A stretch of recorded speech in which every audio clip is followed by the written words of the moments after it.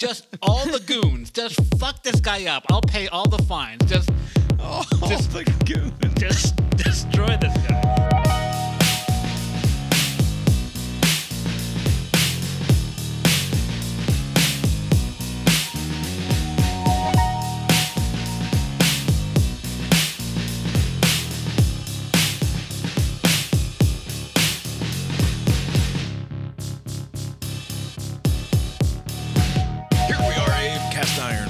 Podcast about sports. My name is Bob, sitting across the way from my good friend and co-host. That's Abe. How you doing tonight, Abe? Doing well, Bob. Yeah, here we are. Lori's here too. How you doing tonight, Lori? I am really excited for my Diego Pavia hoodie. Lori is really excited for her Diego Pavia hoodie. Tonight is Thursday, October 23rd, 2025. It's a big weekend of sports ahead of us. We're going to talk about it all. We got best game in every time slot. We won't get to watch it. We've got the CIB football pick'em contest. We've got Jimmy Carter live from Plains Heaven. But first, the most important part of every episode is for Abe to lose me $5 as quickly as possible. It's time for Abe Live Bets the Games. By the way, the previous episode, I was very confident in a choke job happening, and it would be by the Toronto team, and there was choking. It just was the other side. So I apologize. Yes, you foresaw choking. Yes, I just read it wrong. You would think that this was a bit, that because I'm able to drop in, like you assert confidently what's going to happen. And then, of course, I'm doing the edit the next morning, so everything has taken place that you are predicting, or in most cases, it has gone the other way. Yeah. And what you said this is, obviously I'm rehashing something that happened in just the last episode, but to me it was very funny because you said they're going to be very disappointed there in Toronto when the team chokes. And I cut to the home run that was hit by George Springer. Yeah. And the crowd just absolutely losing its mind for like 30 seconds straight. What a scene, though. I mean, they were really happy. Very happy. Yeah. Anyway, that's what we do here in Abe Live Bets the Games. Last year, I had Abe Live betting the games, and he was sub 500, as I recall. And I thought, hey, you know what would be a good bit is if instead of just letting Abe live bet the games and get stuff wrong, what if I put up my money for Abe's mouth? And it was going really well here at the start of the season. Yes, but you should know better, over the long term. You're riding the wrong coattails, but here we are. Yeah, well, here we are. Thursday night football is the way to go for Abe Live Bets the Games tonight. We've got the Vikings on the road in Los Angeles playing the Chargers, formerly of San Diego. The Vikings are 3.5-point road dogs. Abe, who you got? So the Chargers, I think, are going to have a tough go of it. I'm going to go with the Vikings. Going with the Vikings straight up, moneyline Vikings. Yes. That's plus 148, which translates to a $5 bet to win $7.40. And there it is. Now you can say Carson Wentz beaten and battered tonight. The Vikings just want to wash this baby away as quickly as possible. Well, what happened to all of our great finishers on Thursday night? Oh, we'll bounce back next week. We'll bounce back. Yeah, we got the Ravens and the Dolphins next week on Thursday Night Football. Put a bow on this baby as the Chargers dominate from start to finish. Wrap it up by winning 37-10. All right, let's get into the WGAS NewsBag Sports Edition. It's time for Who Gives a Shit News Sports. Abe. What? No, I was just thinking, this was, this week the NBA season began, and so I'm surprised there isn't a term for this. Like, all major sports are going on at the same time, for 2 weeks. There's a 2 week stretch. Some sort of weirdo, perverted German word? Yeah, some sort of German word to describe this period where all the major sports overlap for just until the World Series ends. But the NBA began earlier this week. To much fanfare, at least in my estimation. The NBA on NBC came back after 20-plus years. They have that John Tesh theme. They played. They actually did like a big thing at the top of the first game on Tuesday where they're asking these kids who are in the NBA now about what does the NBA on NBC theme mean to you? And half of them are like, I wasn't even alive when NBC had the contract, and they were talking to all these old geezers like Jordan and Magic and the like. What's funny is that you just have to say the words, and I can hear. Yes, I hear it, and I didn't even watch a ton of NBA, right? But it's just a very good theme. Yeah, it's just ingrained. Yeah, it's just one of those familiarity themes. with it. So and then you had a double overtime game. Everything's going well, and then we're recording this on Thursday, 2 days into the season, and there's like the FBI is arresting people, coaches and players alike, because of some shady gambling deals, including the mafia. I thought the mafia was done for, right? Like, when's the last time you heard about the mafia doing anything? Lori says that she's never heard of. You've heard. I just don't. Yeah. But if you say the words to me, I don't. I'm What not they like call- It's yes. all All right, just play it because that that was terrible. No, that was basic. Abe, was I correct in my? I know what you're getting at, but like, yes. Round ball rock.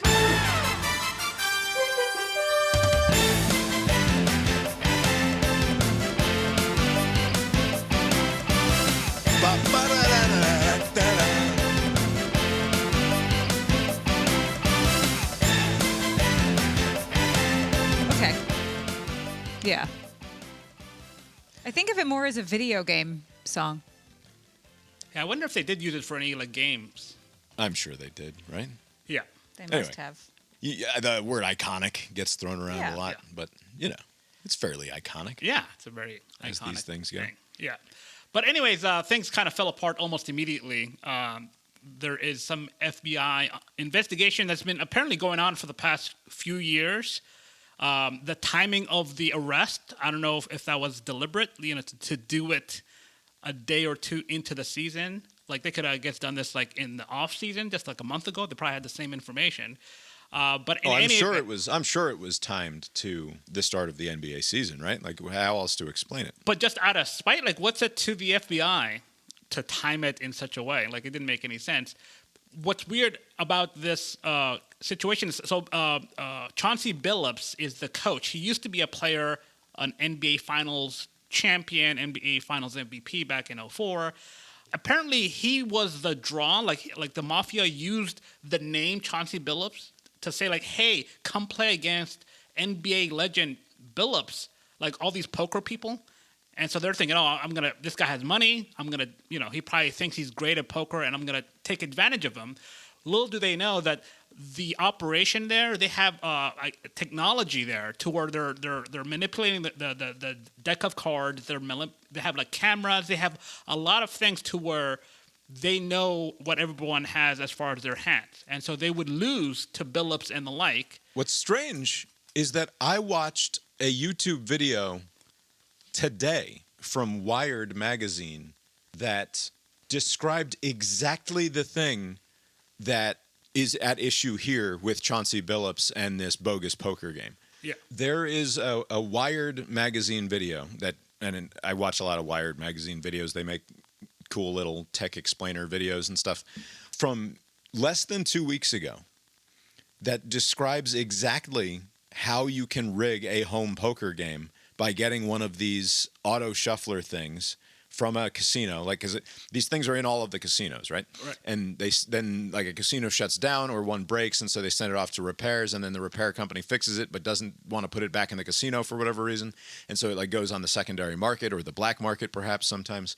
But the very high level tech shuffling device that is the exact same model as the ones that they showed how to hack in this Wired video that just came out 2 weeks ago. Like a very strange little piece of synchronicity here. Wow, that is remarkable. I watched that. I watched it first thing this morning, and then I go to Drudge or I get a New York Times alert or something like 30 minutes later. It's like Chauncey Billups involved in some sort of a bogus poker game. And then as the day goes on, you keep getting updates, which, by the way, it's an awful way to get the news. Yes. Because like you go to the New York Times story, which is actually just 250 words about what the latest information is. And then you look back at that tab 10 minutes later and it says 7 updates or whatever. Yeah. And because they're just updating it live blog style as they're reading through the indictment or as they're watching the press conference or something. It's like it's a perfect example of like just make the news on Thursday and then write the story on Friday morning. Yes. So that I can, or at the very least, the late version of the paper that comes out, right? Like, it's a completely unacceptable way because people talk about it as though things are knowable or known that very much are not knowable or known at this point. Right. To that point, early on, the first time that I read about this morning, it felt like it was both like Billups and the player were sports betting, like, because that's been the thing, like, players are betting on sports, and it was kind of like lumped together, and then they later clarified that one of them, the coach, was involved in this scheme with poker, nothing to do with basketball. So inside these deck shufflers that they sort of live in the table, but below the table basically, there's a camera in there as a security measure to make sure that they're not.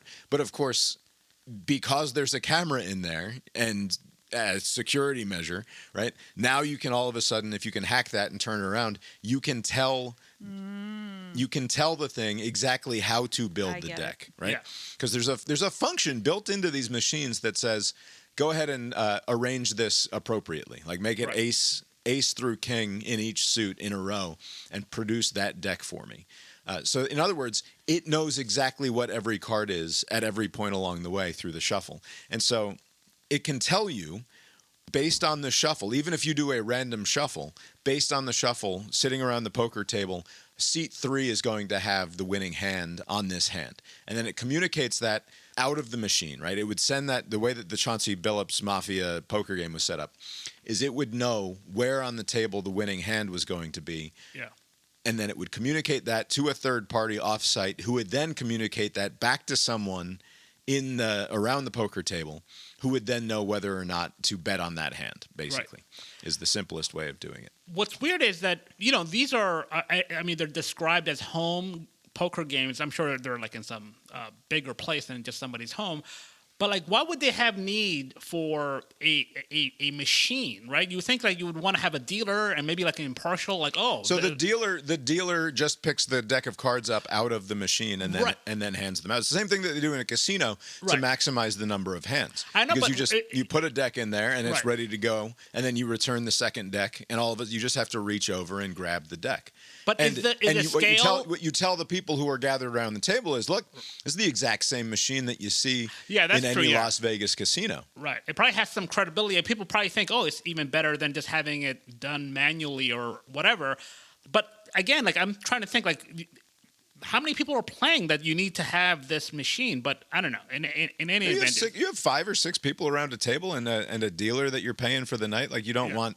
You don't want the idea, because what you do, it's the same bullshit that the Oz the Mentalist does or whatever.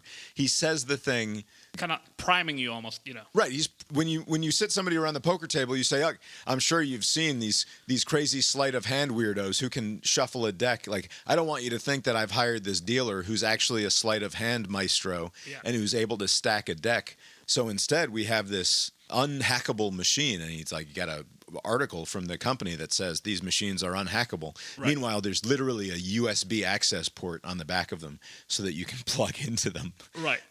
Which is not great in terms of OPSEC. But yeah, I mean, that part of it all checks out to me. Yeah. Like that's fine.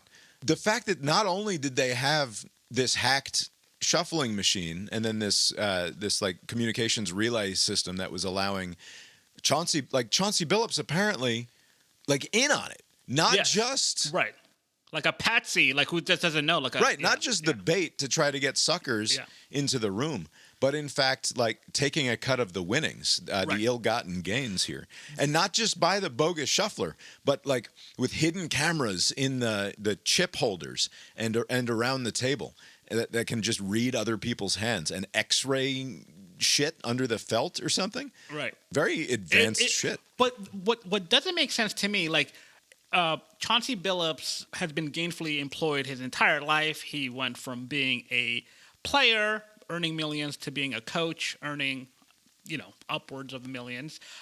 So he's not hurting for money, right? And so usually people, when they pursue this ill-gotten gain scheme, they're hurting for money. He's not hurting for money.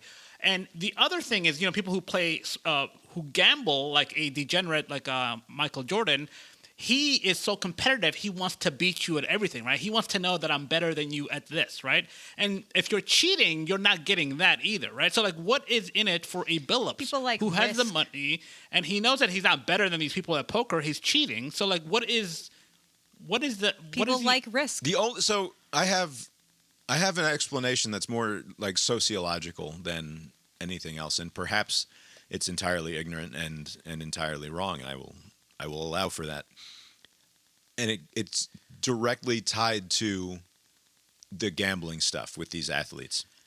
It's rare that, because the other story that comes out today is that there's somebody who was an NBA player who was or NBA coach, former or something, right? Like a LeBron's teammates or LeBron's coach or something who was giving away information about LeBron not playing in a particular game here or there. So we're basically kind of selling inside information that's not available to the general public. Right, and then there was another guy who was a player. Yeah, Terry Rozier was the other player, and I think there were some unusual activity on an under for some sort of a handful of unders, both rebounds and points and assists. And what he said apparently was he went to some friend of his or associates and said, go put a ton of money on the under. Yeah. And then he takes himself out of a game because of a hurt ankle, which had been previously undisclosed to the team.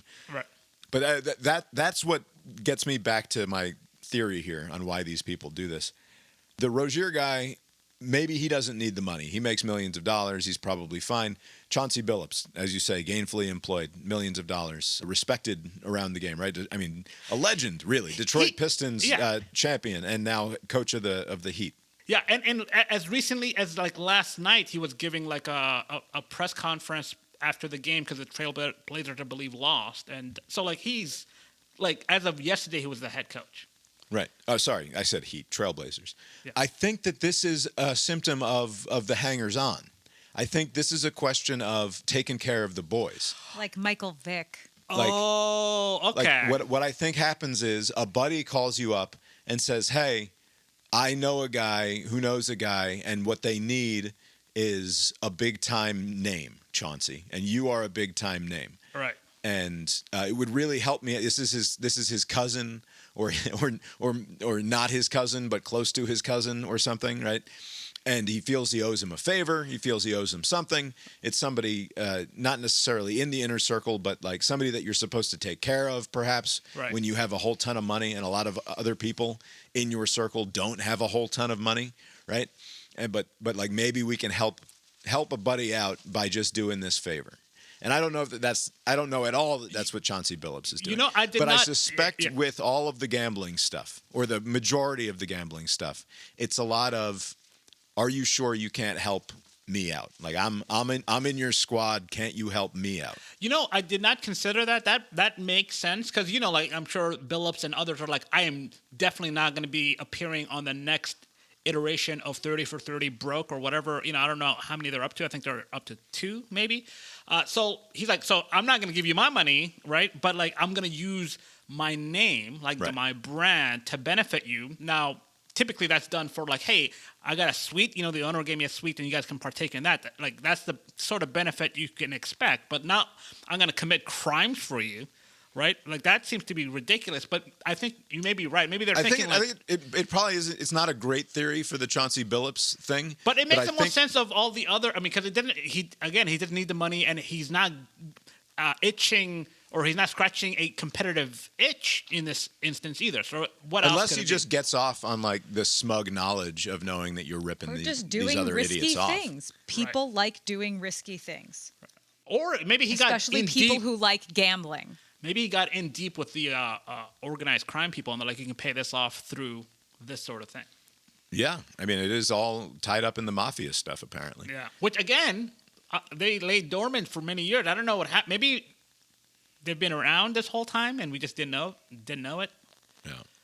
And then on the gambling stuff, I've seen suggested like, oh well, a very simple way to solve this. We just eliminate player props from these gambling apps, and all of a sudden the incentive won't be there. It's like, do you really think that stuff goes away just because you take it off something illegal makes it go away? Did off you of not know FanDuel? Yeah. It is interesting this morning, like ESPN is covering this. And, everybody's now in bed with some sports book, or they have their own sports book like ESPN does. There was a picture that's floating on the internet where like Greeny and the others are on Get Up, their morning show. They're talking about this breaking news, and the bottom part, like the chyron, has the ESPN bet promotional. And Greeny's like, I know this is kind of fucked up. I know what you're thinking. Like, this is kind of weird. And as soon as he brings up the fact that, like, we are in league with betting and everybody else is They probably have a segment like the. Right. I mean, it's not going to be Jimmy Carter as good as our segment is. Yes, that's but right. they almost certainly have like some smoke show blonde that they go to give us her picks for the week. Oh, right? definitely. Like, I mean, they probably have standalone shows for that. But, like, as soon as Greeny said that, they got rid of that bottom part. They just like, all right, this looks weird, so they got rid of it. But yeah, everybody's in on it. Leagues are in on it. These broadcast networks are in on it. So it's kind of hard to navigate these sort of stories when, I mean, what Billups is accused of is illegal in any context. Like this was never okay, and it's still not okay. It is amusing to me though that they go after this sort of a poker game that's rigged when there are illegal poker games, like because the thing that's illegal here is the poker game, right? Like you cannot run a home game with hundreds of thousands or millions of dollars at stake, right, with no oversight, right? Like that's actually against the law by itself, right. But the thing that's in the news is, but they were cheating. They were cheating while they were committing an illegal act. It's like calling the cops and saying, my drug dealer ripped me off. Yes, that's right. I'd like to report a second crime, please. Right. Which, like, and then there are people who are like, well, why now? And like, because it's the start of the NBA season, and is this something that should have the attention of the FBI director? And like, why in particular? They're not being paid. Yeah. Although anytime you can't help the face that you have, you're born with. But the director of the FBI, Kash Patel, he did not have a very confident look. He always looks like he always looks spooked. Yeah, I don't he know always what looks. it is. I don't know. It's just like a default spook. It's the weirdest, like just it's the permanent wide face. eyes. Yeah, it doesn't seem. He has wide eyes and he has very like looking around the room like at all times darting energy. eyes. It's the strangest thing. And then like they get some career official FBI people. I think they said they're listing the teams that were somehow implicated, and one of them was the Toronto Rangers, which don't exist. They're the Raptors. But it's just like the whole thing was just very weird. The thing that unites Trump people, and it's easy to say, oh, they have a certain kind of look, right? Like he's got the look of someone who just by the stock photo or by the what do you call it when you get your photo done by a professional? By the headshot. Yeah. Just by the headshot, he's got the look of like, okay, legible on television, right? Like appears to be maybe good on TV. Most of them can talk. It's not just the physical appearance. Yeah. The thing that most of these people can do, whether it's the smoking hot lawyers that he hires for himself, or the people that he's, and any of the people like Sarah Huckabee Sanders, for example, looks like an old catcher's mitt. Look, I'm not proud of it. I said it like 7 years ago or something. I stand by it. Why walk that back? You stand alone there, Bob. Why, are you proud of it? Sarah Huckabee Sanders, not becoming physically in the way that that his attorneys usually are, for example, but really good just in saying words. Yeah. Right? People who can talk and sound like they know what they're talking about, and can start a sentence and finish a sentence. Like he knows how to rope those sorts of people in, and that's what Kash Patel has going for him. He sounds really good on a podcast for the most part. Right. Anyway, so there are a couple of different ways that I want to talk about this. First, I think we all recognize that the cat is out of the bag in a way that is good when it comes to gambling. This sort of shit was going on for years, right? Oh, yeah. Back in 2009, you and I were gambling on like bookmaker.eu. Yeah, you had to yeah, that's right. Yeah. I would go to Walmart and buy a Visa gift card because my Wachovia card would not fork over the dollars to bookmaker.eu. But I could go to Walmart and get a Visa gift card with $100 on it and put that money in my bookmaker account and make small wagers on football games back then. But before the internet, there was the guy at the diner who you knew you could go to get action from. If you were in a frat, there was there was always somebody that you could put. They knew that you could put money on a game if you wanted to. So this has always existed, and in all likelihood, it is better that it happens with light and regulation rather than completely in the dark. At the same time, is there something to be said for the taboo in terms of not making a whole culture around whether it's gambling or sex work or drug use or whatever it's too late. Whatever our various vices are? Right. Is it not perhaps better to have it be something that happens in the dark and under the table because it's not something that we want to condone? Right. And it's too late for that. Yeah, it is too late. But that also speaks to sort of the conversation we had at length a couple of weeks ago about the devices. Like, the devices are part of our lives. There's no turning back. Yeah. It's a question of managing it at this point. It's a question of trying to sort of wrangle a way of dealing with them for yourself in the face of the forces that are arrayed against your best interests. Right. And that's fine. Like that's the world. That's the nature of being born into a world that you are not the author of. It's a dramatic and drastic change. I'm not sure that we are ready for, like, this is so clearly, anytime you hear about an NBA player or a college basketball player or anybody else, and it's often basketball for whatever reason. It's a little bit control, easier right? to control. Yeah. Because in football, like if you're like the wide receiver, what sort of control? Like, what are you going to do? Right, and it's hard. It's hard if you're like, I guess like a pitcher could like take the over on the number of walks that he's going to throw. Yeah, but then it could be like that South Park episode where the batter is trying to lower his on-base percentage. Right. My favorite episode of television, maybe, now that I think about it. But like, in basketball, it's sort of uniquely, the player is uniquely able to potentially affect the outcome there in terms of their own personal stats. Right. But like, I think that this is happening, like the idea that we just haven't heard about, or the idea that baseball is completely clean in terms of these idiot rednecks with their phones not betting on sports is ridiculous. Of course they're betting on sports and betting on baseball. Same goes for the NFL. And it's like, for years, they used to test for marijuana in the NFL, right? Yes. Like, and now, like Ricky Williams would be, like, his career was impacted significantly because he just couldn't get off the weed.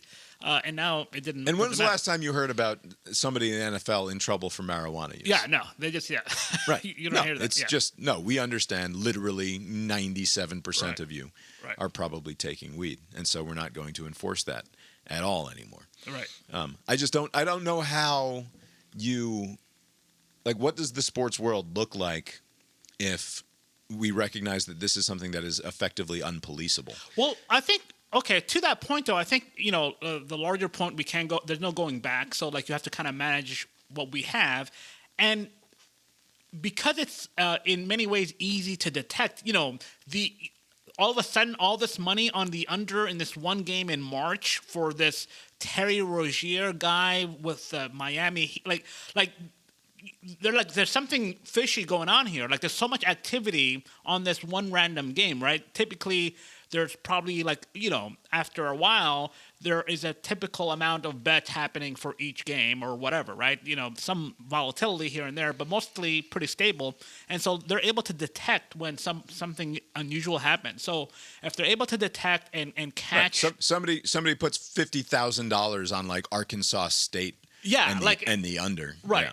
So like if you're able to detect it and then you come over the top with a punishment like a lifetime ban, just like Billups, he's done. He should be done. Rozier, all these guys, if this proves true, right? Obviously they need to make the case stick in court. But if Billups if Billups gets a lifetime ban from basketball, for doing felonious things around an illegal poker game, that will just be because of the unfortunate coincidence of this happening around sports gambling, right? Yes, I think, it's just unfortunate timing for him, because if it happened in the offseason and it was just clear, like if the story broke poker-related mafia, maybe he'll make some jokes about Tony Soprano and then people would move on. But because of it got mixed up in the sports betting context, it's unfortunate, shouldn't have done it. Here you are. He's also, like 49 going on 50? I mean, you fucked yourself. Like, was too stupid of a thing to do. And now the punishment needs to be so severe as to make it like you would have to be a fool to partake in this activity, especially when you're well compensated. These athletes, especially basketball players, are paid so much money. It's remarkable how much money they make. Like more than, and it's guaranteed money. It's not like in the NFL where they cut you. I know, but they've got to fork over 15% to the agent and 10% to the management company, and they got to buy mom a house, and they have all of their hangers-on that they have to take care of. You can survive the mom expense because you only have one mom. It's all these fucking hangers-ons. Like, I mean, I'm always telling people don't have so many friends. Yeah, I know that. But when you're rich, somehow friends find you. Like, it's remarkable. Like, if you don't have anything, nobody cares for you. Anyway, I'll make sure that there's a link to this Wired video in the show note if you want to check that out. I was entertained by it at the very least, and it was just a happy coincidence in terms of the news story of the day. Also, didn't today they make it, or yesterday, they said that college athletes can bet on pro sports now? I did see something along those lines. Yeah, it's weird how they're like encouraging it in college football, in college sport rather. I imagine it's because it's something that is completely unpoliceable in a real way. Like and also, who cares? College athletes, pro sports, totally different. What you're telling me is that we're going to give these kids an influx of money through NIL and through just paying them a salary, and then we're going to advertise to them constantly that they should be betting on sports, and then we're going to be mad at them when they use some of their extra cash for betting on sports. Good luck. Did you see that the referee who was in charge at the Auburn-Georgia game has been indefinitely suspended by the SEC? Wasn't it permanent suspension? Like, why not just fired? Like, because he's a contractor? I saw until next season. Okay. But it seems like total bullshit to me. But I'm sure they quietly shuffle underperforming refs in all sports out quietly, right? Like, 1 year you see this guy and the next year you never hear from them again, and nobody says, like, at the end of the year the NFL doesn't say these 4 refs sucked balls and now they're gone, don't worry about them. Like, I wonder why they made a point to announce this. Well, I don't think they announced it. I think this was just this was leaked through sources or something. Okay. I continue to be mad that I keep seeing people talk about this in terms that are not explicitly the way that I explain them to be, which I think remains no one has the take besides you. The only correct take about this. But whatever, we'll let that go. Also, it's not just that. It's like the game got completely out of hand. Yeah, watching that game, it felt completely out of hand. It also felt like it was sort of circumstantially out of hand. Like, it's just like, oh, we're going to have this now, and now we have to look at this. Like, it was just an unfortunate series of dominoes that happened. Like, oh, we have to look at this play. Like, we're going to stop buzzing down to look at plays because it's going to make you look dumb if you do that. I don't know. Do you think the referee association, there isn't one, but I'm sure there should be. There isn't one. They need to get in touch with Netflix or some streaming service and have like behind the scenes and humanize them so people won't look down on them so much. Their brand is suffering. Yeah, you need a... Yeah, you need a little, like backstory. They have kids, and they're like, oh man, what a stressful game. I called all those pitches right. Their robots are trying to take over. You want the NBC Olympics treatment for College football Just referees. they behind it seems, and maybe if not enough of them want to do it, it doesn't have to be just one sport. It can just be, it's like a coalition of refs who are, get It's together. just Ed Hockley Jr. or whatever trying to get his his grass just keeps coming in brown. He can't grow a green lawn to save his fucking life. They're just like us. And his yeah. bratty kid keeps coming home from school. And he says, "How's school going?" He says, "Fine." And he slams his bedroom door and he's just on his phone all night. Right. And the kids are resenting the father because the kids are bullying him because of the bad call. Yeah, they're making fun of the kid because his dad's got such huge biceps when he's making calls on Thursday Night Football. I started following a ex-ref on Twitter, and if I can find him, he had something to say about this. This is from T.J. McCauley, not the basketball player. Okay. But former referee. This is insane. Ken is a very good referee and has been for a very long time. I've commented on the Georgia-Auburn game, and no, the Crew did not have a very good game. It happens to officials just as it happens to coaches and players. I look forward to the day an athletic director suspends his coach for, in a single game, poor clock management, allowing players to feign injury, bad play calls, etc. Or let's permanently bench a quarterback for throwing a game-ending interception regardless of his past performance. All right, calm down, guy. I rarely talk about my career, but here's a story why this hits very deeply with me. In 2004, my Crew had Pitt Cincinnati early in the season, and we pretty much got nothing right. We knew it during the game, and the more we tried to dig ourselves out, the worse it got. If we called something, it was incorrect. If we didn't, we should have.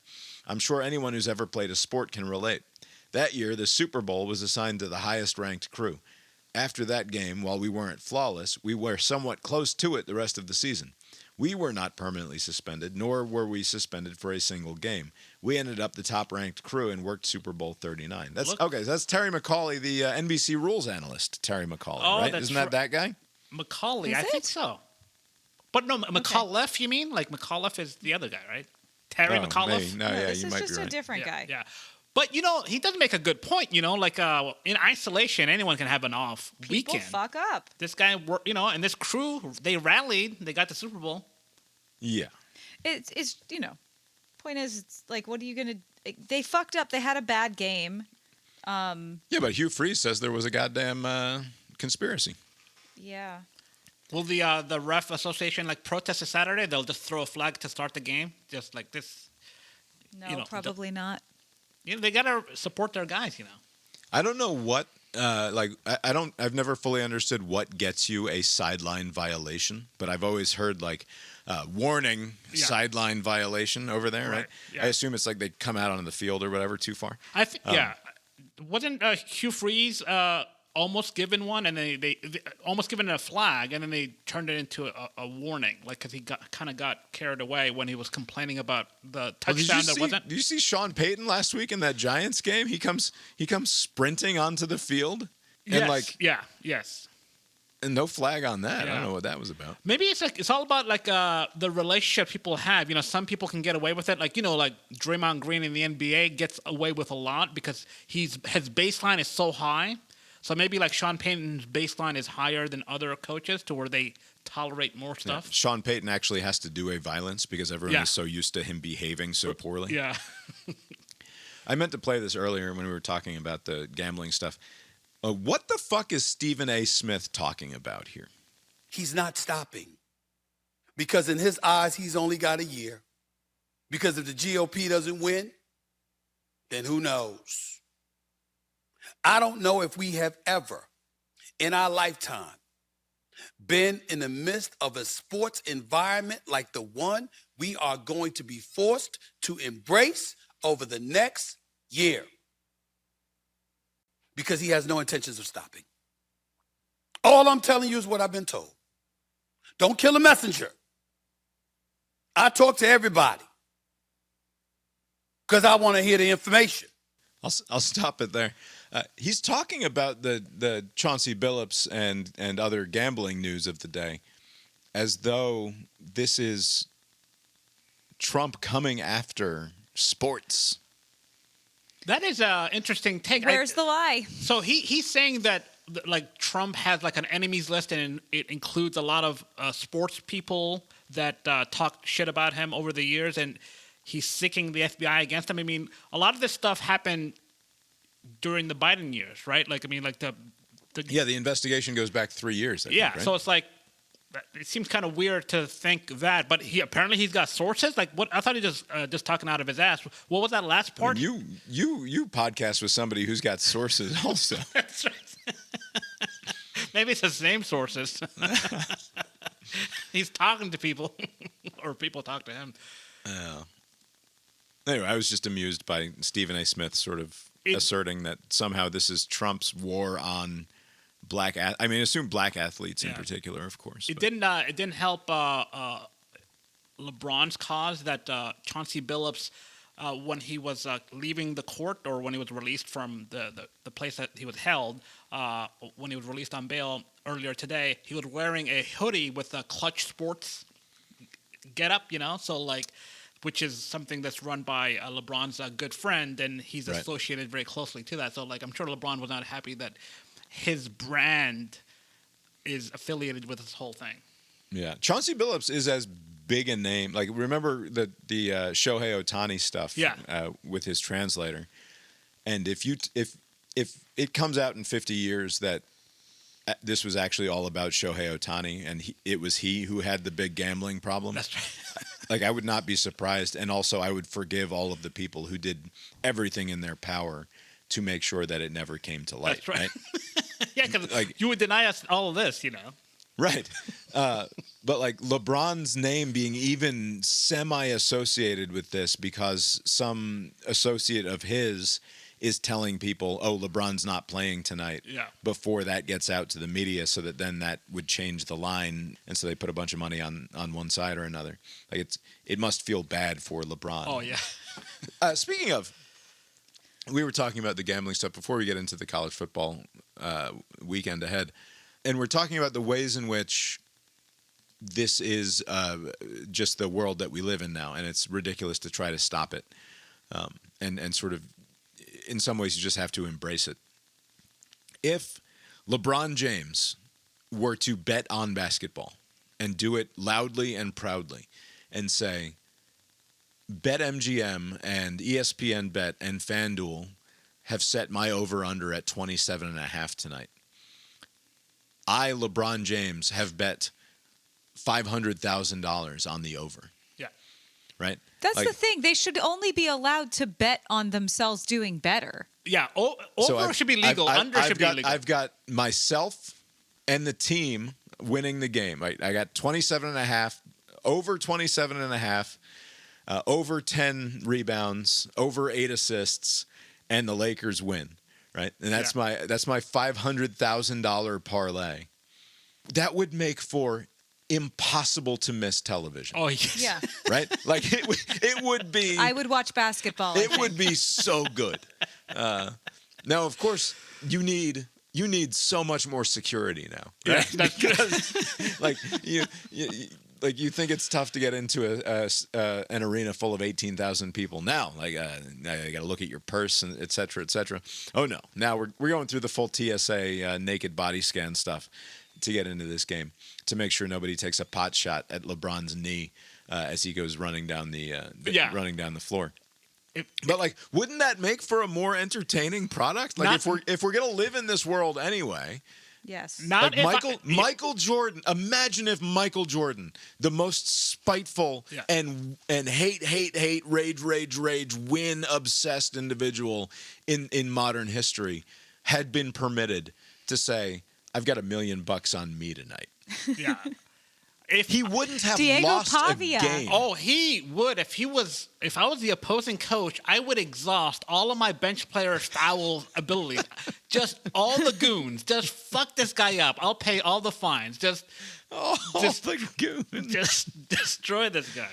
There's no way you're gonna get over on me. I'm gonna lose the game. I'm gonna be kicked out of the league. But you're not getting one over me. Years ago, before all of the sports gambling went legal, I had an idea for a story that was basically, we all have these devices and we are all we are constantly betting on outcomes of everything as they're, and it's fed to us by some goofy algorithm. But like, you're on the bus I used to play this game with my grandmother and my brother. We'd be in the car, and my grandmother would set the line at, we would bet on what time we were going to get home from the bowling alley or what have you. It'd be like, okay, I've got 3:08, and my brother would say, okay, I've got 3:05, and then Grandma would say, I've got 3:11, and then she would take fucking laps around the neighborhood. She's the one driving. She has control over what time you're at. Yeah, but we're stupid kids. What do we know? Also, remember, it was like when we were in the lines at King's Dominion with Abe, and we started betting on, we bet on how long we would it be was going to standing take. in line. Right. Yes. But like, so you get on the bus or whatever, and like it would pop up on your phone. Is the bus going to be on time, or is the bus going to be 2 minutes late? And you just do these micro bets at all times throughout your entire day. Like that sort of it sort of feels like the direction that we're going in, because we have this poly market thing where you can bet on almost anything. That is true. Like, news and politics and stuff. Always looking for action, Anyway, all right, that's the WGAS NewsBag Sports Edition, sort of. Who gives a shit news? It's now time for Cast Iron Balls' probably the most useful thing that we do in any of our many podcasts. We provide you with the best game in every time slot. You don't have to think. You don't have to channel surf. You just go to brainiron.substack.com or listen carefully now. And there on the page will be what game to watch at what time. I love the idea of someone listening, first of all, listening. And then second of all, listening carefully. So carefully that they remember what game on what network at each time. How dare you, is all I have to say to that. Did you guys say something about like you got to have a conflicting schedule this Saturday? You're not going to be I'm not watching any fucking football on Saturday. We'll be home by the evening. I have good news though. There's not a great deal of football to watch this week. On anyway. paper, perhaps, but you can never know. I'm sure there will be good games, but and we're gonna not watch any of them. We're not gonna watch any of them. All right, Friday night though. Bonus Friday night game at 8:00. This is not football related. You have to turn on the World Series. Oh, yes. It is game one between We're the Dodgers. having a bunch of children over. The Dodgers and the Blue Jays. That's right. It's Friday night. It's Katie's birthday party at our house. Oh, neat. Oh, yeah, it's the best. The Dodgers are favored on the road at the Blue Jays. Blake Snell is starting for the Dodgers. He has been spectacular through 3 starts this postseason. Also, Iowa Rutgers. No, we're not watching that. We have 2 TVs. Pitched 21 innings in 3 starts, given up 6 hits and 2 runs while striking out 28 for a sub-1 ERA and a .523 whip. He has been awesome and sort of not fair that Blake Snell is now spectacular for the Dodgers. I don't think we even mentioned Shohei's all-time great performance when we podcasted last week. We mentioned it and then flew past it, I think. Shohei had been on. He started the postseason very hot with like 2 home runs in that first game. And then it was like 0 for the next 20-something at-bats that he had. Yeah, cooled off a bit. And then, so he was like, despite those 2 home runs in the first game, had been like on pace to have an all-time awful postseason. And certainly, relatively speaking, quite a fall from his regular season production. And then he starts that game 4. It was a week ago Friday. Strikes out the side. They're the home team, so he gets to go out there first, and he strikes out the side. Comes up in the bottom of the first and hits a leadoff dinger, and proceeds to have what is perhaps, and it's certainly arguable, the single greatest game. Yeah, what were his stats? That has ever been done. Like 10 strikeouts, 3 homers. 6 innings, 10 strikeouts, no runs allowed, and 3 home runs at the plate. Like how? Without any hate or rage. Yeah. Somehow. Now you don't imagine though if he had hate and rage. I don't think he has those things. No, but if he did, how much better would he be? I don't think he'd be that much better. Did he have a new translator who's not betting on anything? I hope so. Okay. Anyway, he was fucking amazing, and it's not fair that the Dodgers also have Blake Snell, who has been spectacular, and they have a couple other Japanese pitchers too, who like at they least, do stuff at least very one well. more, yeah. The not surprising because it's the World Series, but the get-in price is at $600. Oh yeah, it's a long time since the Joe Carter days back That's there. right. In That's Toronto. my first exposure to baseball. Like, what is this racket? Like, what's happening? Like, I didn't understand. People were happy. I did not get it. All right, that's your Friday night. Watch the World Series, goddammit. Don't watch Rutgers football. You can do both. The next day at noon, we have number 8, Ole Miss, plus 5.5 points at number 13, Oklahoma on ABC. Also, I'm wrong. I'm looking at the wrong week. We don't have Iowa Rutgers. We have Cal at Virginia Tech. Yeah, don't watch that either. The Rebs coming off the tough loss against the Bulldogs. Oklahoma coming off the dominant performance against South Carolina. 2 weeks ago, of course, they lost the Red River Shootout to Texas and looked pretty bad. Bounced back last week. I'm surprised that Ole Miss is catching as many points as they are here. 5.5 seems like a lot, given how prolific their offense can be. I guess we just assume here that the Oklahoma defense is that good. I would be surprised if Ole Miss doesn't win this game. I know that that's stupid of me because Ole Miss is the underdog by 5.5 points, but I think Ole Miss bounces back big time here because you can't afford, if you're Lance, to lose this game. You can lose that Georgia game in the fashion that they did, and it not only doesn't hurt you, it almost like it has just no impact whatsoever on your prospects and on your fan base's feelings about your program. But losing 2 in a row? Yeah, I mean, and basically after this is like their biggest hurdle left. After that, South Carolina, the Citadel, Florida, and Mississippi State. So, like, if they're able to win this, they're in very good shape. But if they're to lose it, they beat LSU, which, at the time, they were a top 5 team, not anymore. They lost to a top 10 team in Georgia, but that was on the road. So, like, if they win here, they're going to be set. And I think they will. All right.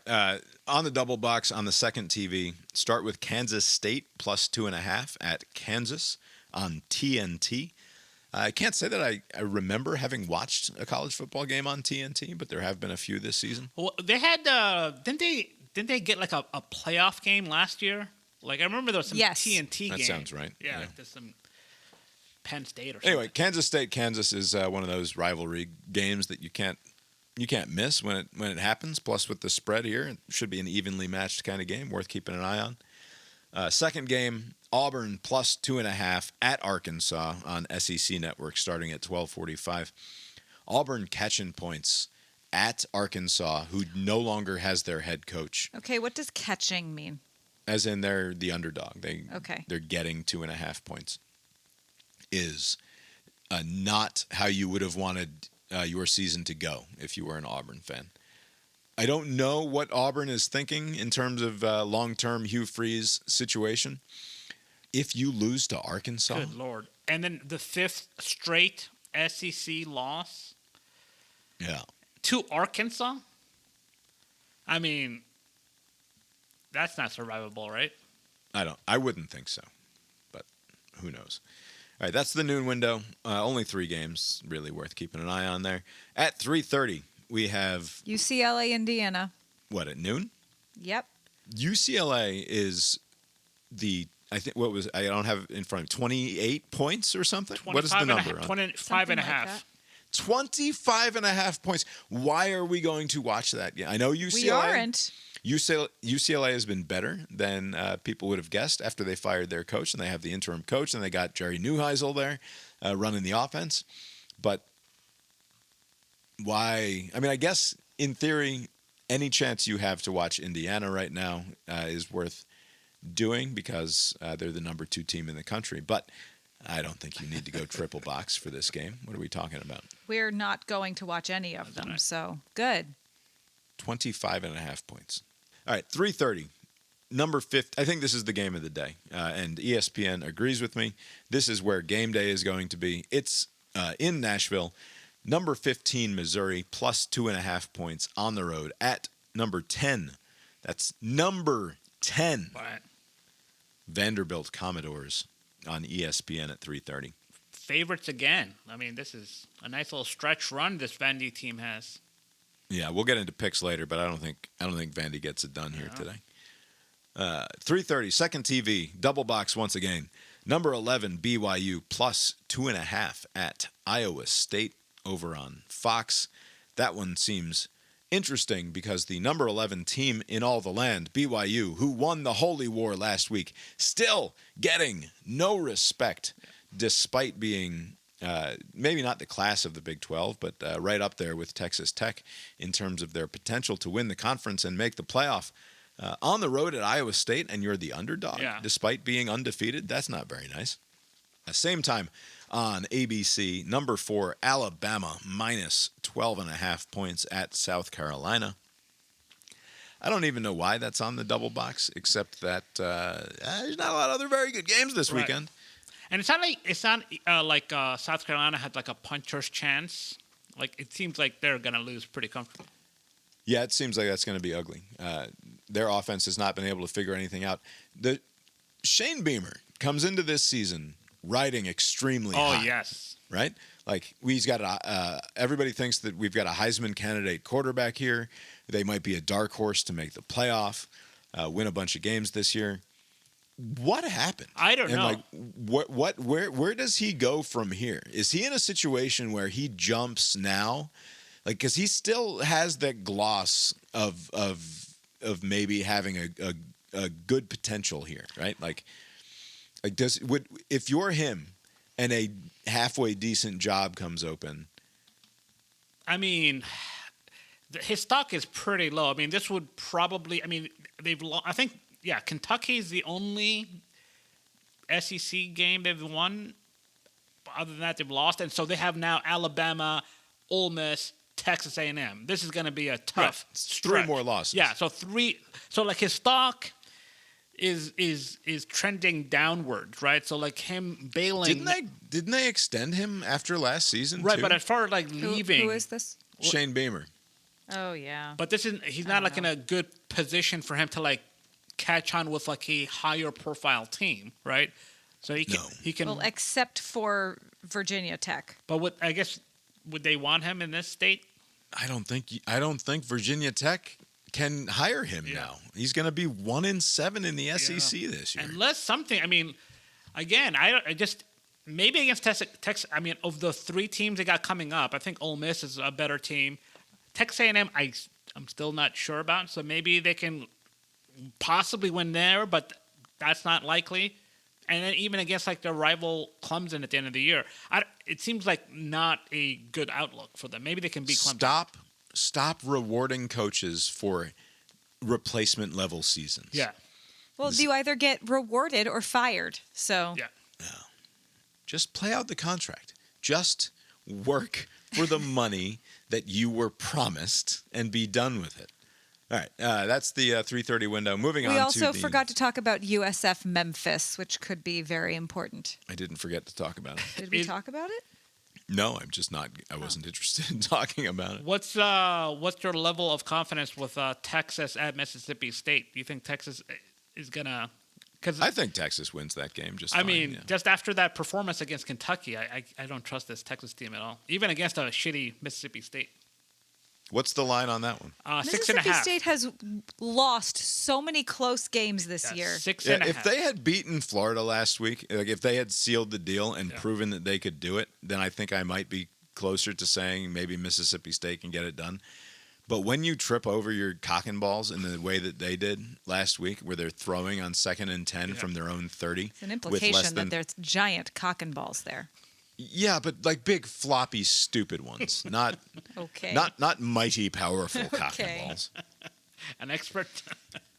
I'm just saying, like if you've got cock and balls to trip over, those are not standing proudly at attention, right? Those are wrinkly and limp and hanging about your knees and ankles. Size doesn't matter in that particular case. Right. What's there to be proud of? You hold them up and like catch the wind. You go sailing with them. That got weird. 7:30. Number 3, Texas A&M minus 2.5 points on the road at number 20, LSU on ABC. That's the game to watch. Yeah, that's going to be the game we will get to watch. Yes, and I mean that should be a fun game. I mean, a night game, LSU this is LSU's opportunity to get a win that's like, oh, okay, they're back. Like Brian Kelly can defend. This maybe sounds silly.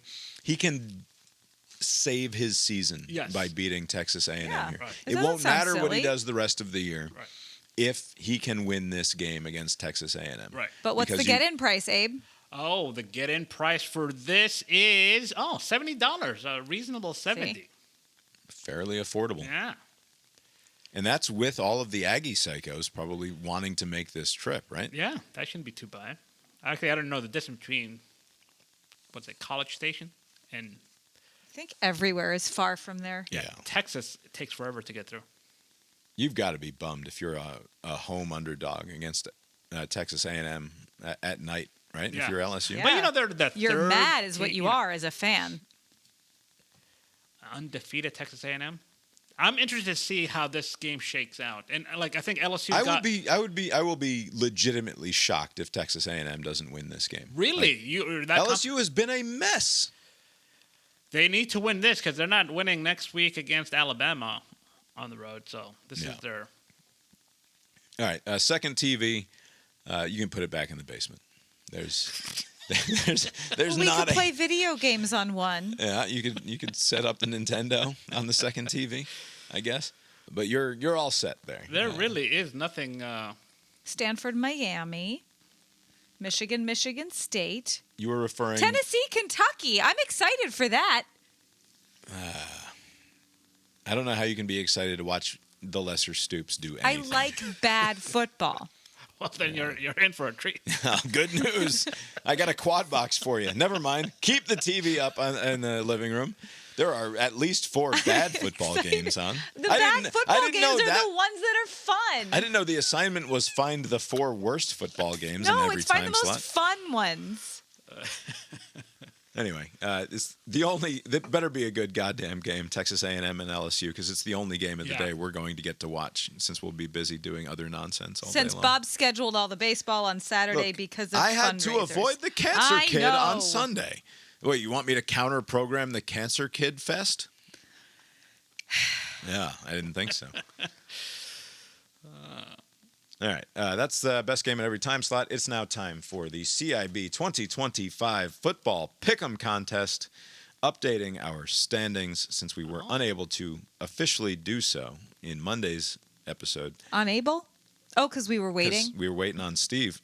Steve got another win on Monday night, and Cousin Steve is now tied once again with Lori. With, Good work, Steve. 117 points overall. Abe trailing those two, just 7 points behind with 110 points, and I am all up in that caboose there with 85 points. Cousin Steve's picks this week, he's got Vanderbilt. All right, so he sent me his picks, and it includes Vanderbilt sort of as a moneyline underdog, I think. Like a 2-pointer?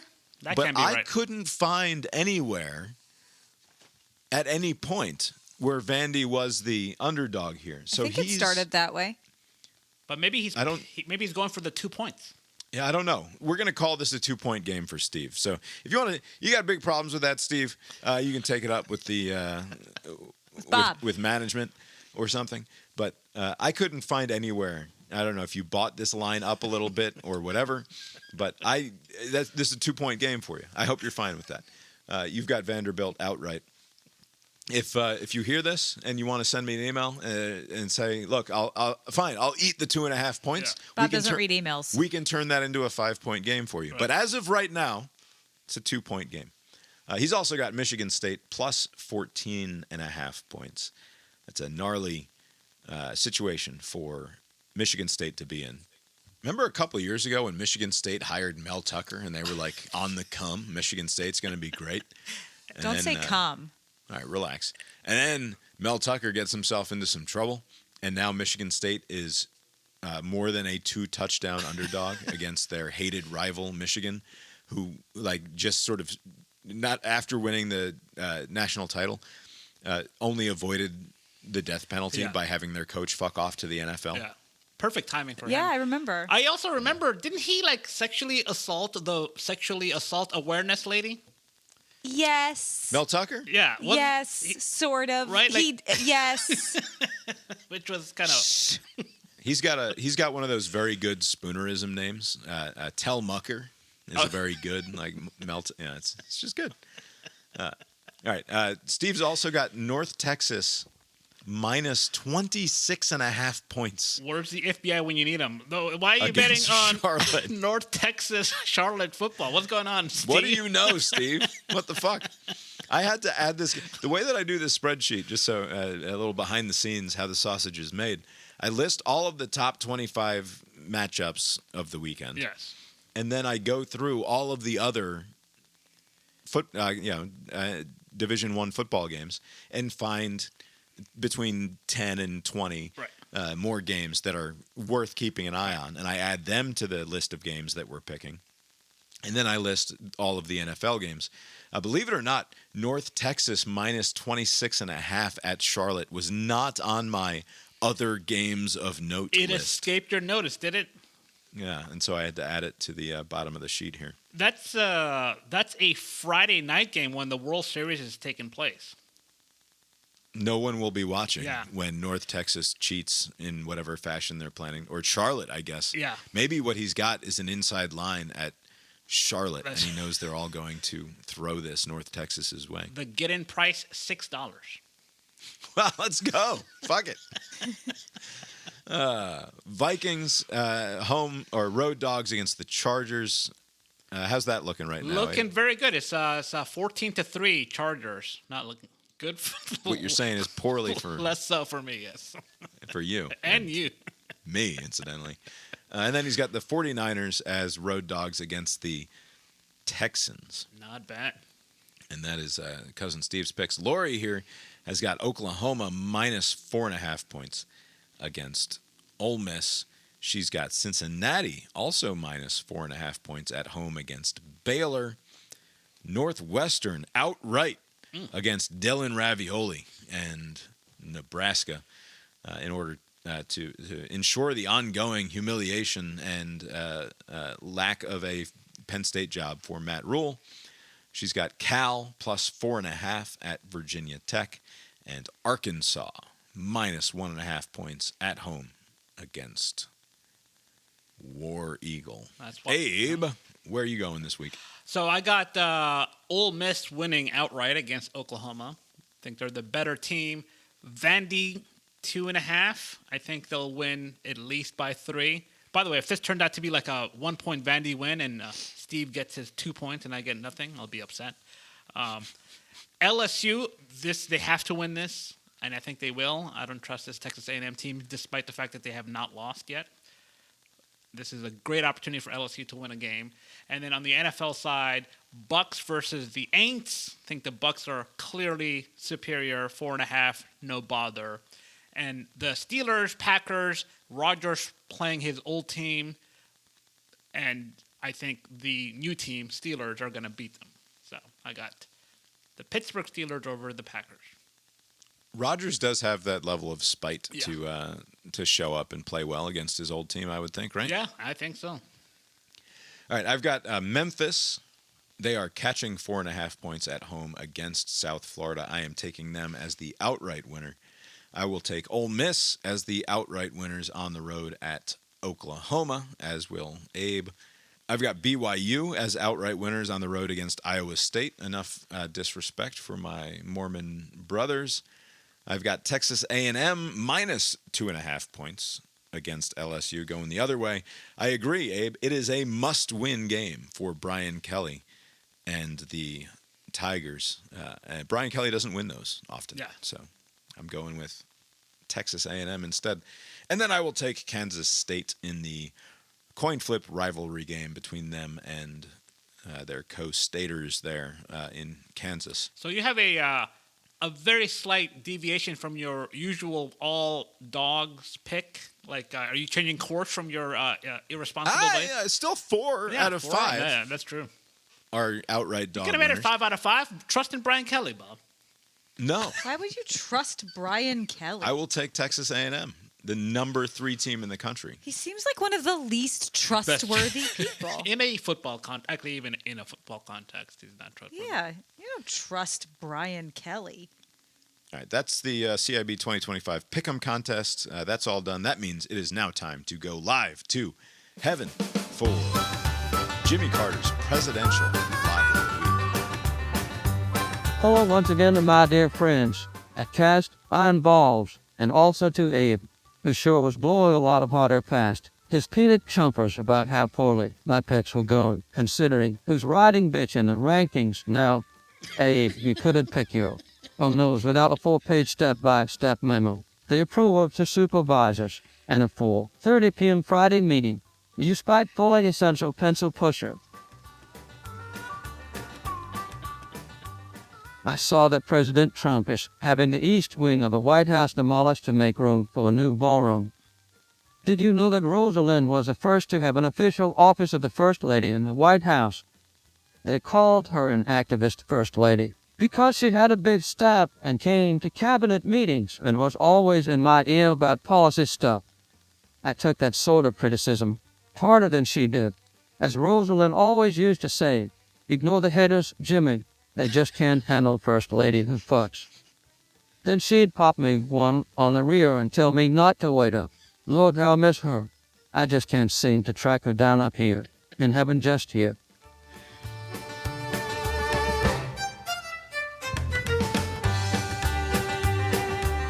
You know, I did not give a single Randy Billy Goats or left note about the preciousness of the White House building itself, one way or another. It's just an old building, and the shame isn't in what it looks like or how ugly the decor, but in who you let inside. And great bleeding Christ, on that front the American people sure have porked that pickle. Maybe someone will come along and put some solar panels on the roof again in a few years, like I did, and some good will come of it. And then you'll go and elect somebody who thinks solar panels are communist or poll cuts or whatever, and we can all laugh till our heads come off. And in which way, on to the lock of the week.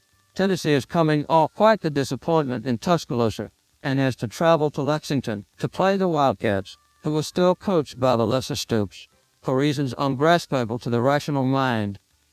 I think they bounce back strong and win by a couple of touchdowns. At least, give me the balls, late at 8.5 points, and Josh Hippel can have himself a nice little cigarillo or something since he couldn't light up last weekend after getting pantsed by Alabama. I just realized that pants and depants is the same definition, like flammable and inflammable. Weird, isn't it? As always, enjoy the games with good food and drink, and most importantly, good company, and be kind to one another. For gosh sakes, almost nothing matters besides that. May God bless this great nation and this great podcast. Until next time, this is Jimmy from Plains for Cast Iron Balls. Gonna set aside the vitriol at the top. I do wonder, do you think Jimmy has played like a round of illegal poker in his past when he was governor of Georgia? Last week he was playing $100 per round gin rummy that's true, yeah. with Marlon Brando. Also, can't find his wife. I wonder why. It's, Jimmy in rare form tonight, I think, personally. The tide will turn, Jimmy. This is a bad stretch I'm having, but the season is young. Great bleeding Christ on that front. The American people sure have porked that pickle. And how? He can turn a phrase, that Jimmy Carter. You've been listening to Cast Iron Balls, a podcast about sports with Bob and Abe. Find the show, Lori's here too.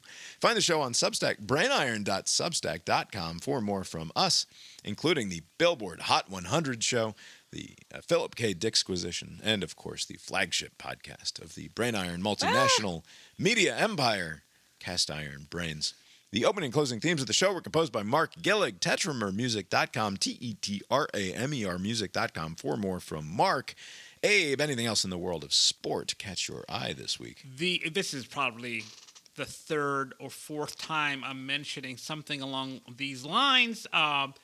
The sports to politics pipeline is very active this time. Who now?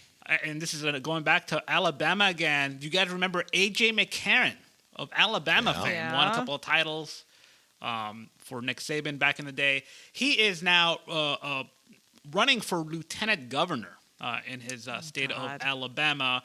The interesting thing about this, I guess he was playing for some like USFL or something just like a year or two ago. But now he's done with football, and instead of going to television or coaching perhaps, or just hanging out with his wife, he's getting into politics. And I guess the name alone will carry the day. Did AJ McCarron end up marrying the smoke show that Brent Musburger was commenting up? Wasn't that so. that AJ I think McCarron? that was him. Yeah, like I mean, he's married to somebody named Catherine. And I think that was her name, wasn't it? That sounds right. Yeah.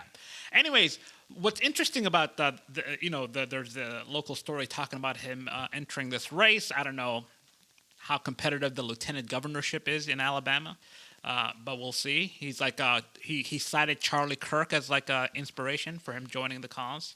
Oh yeah. Yeah, but he has a Charlie Kirk, the martyr, or Charlie Yeah. Kirk just like a few months before that? no Charlie after he got killed. Yes. Gotcha. But what's interesting is that there is he has a sushi restaurant in his hometown in Alabama, and its name is AJ, his initials, EAN, like Asian. I think he's going for like that. Ooh. Which is an interesting take. Okay. And the gimmick they have there is that you can construct your own sushi roll however you want, and they include Cheetos being an option. You can somehow mangle Cheetos into a sushi roll called That's not that at a place weird, I called don't think. Asian. All right, so at Asian, Which is over under 3.5 times per night that one of the customers does this face at the servers. Over under 3.5 times per night. This is not a visual medium. You want to describe what you just did, Bob? Under. And also the over. That's definitely the over. I'm sorry, AJ. Is it EAN? It's. I mean, we Let have me the see if I can internet. find the. It's. I think it's AJIAN. So AJIAN. yes, but I think that he's going for Asian, but it just Yeah. doesn't sound. I mean, it's got like a 4.3 There's a stars. there's his wife right there. Where? It's it looks like a fucking Barbaritos. It's Go a to it's a quick order, serve. No, go to Yeah, it is the same. Boy, he looks like he's past his playing nope, career. not that. And he's got he's got his initials AJ sideways in a Asian font. Yep, he sure does. It sure is that. I set that line way too low. It's amazing. Where is hours and location? It's in Tuscaloosa, so In Tuscaloosa. amazing. I mean, I'm hungry now. It's I'm a gonna it's a eat these quick serve, things. like walk up to the counter and it's Yeah. just like a Chipotle Yeah. except But they- for yeah. sushi. AJ's Choice. Okay, the menu item called AJ's Choice. Your choice of rice seaweed wrap, grilled steak, poached shrimp, green onion, jalapeno, and cream cheese, topped with spicy mayo, sweet chili, sriracha, and fried onions. It sounds good. I want to eat. Yeah. The Japanese word for this roll is maki, which is why we like to say maki tide, roll tide. Look at that. So, lots of sushi restaurants have little like punny. Funny things, yeah. It's like a thing. I mean, people seem Walk to like and this roll. place. Yeah. What lot would of things. what would Mark Strassman say about the naming of this restaurant? I wonder. He would not gesture at his eyes, that's for sure. I didn't gesture at my eyes.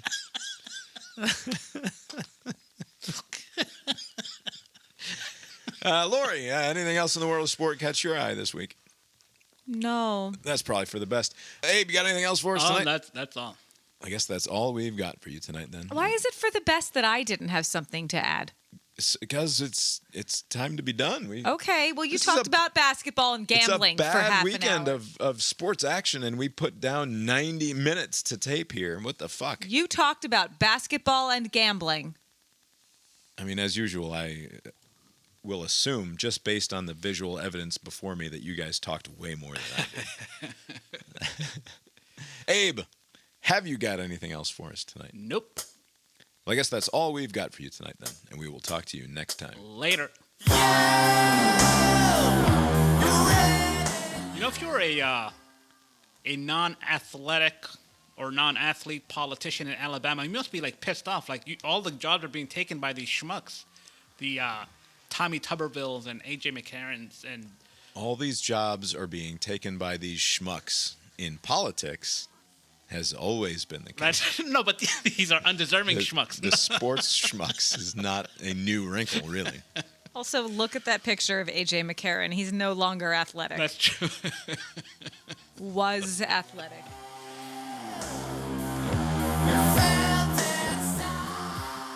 Had my Jimmy thing done hours and hours and hours ago, and I was trying to get it to fucking work on the website all afternoon long.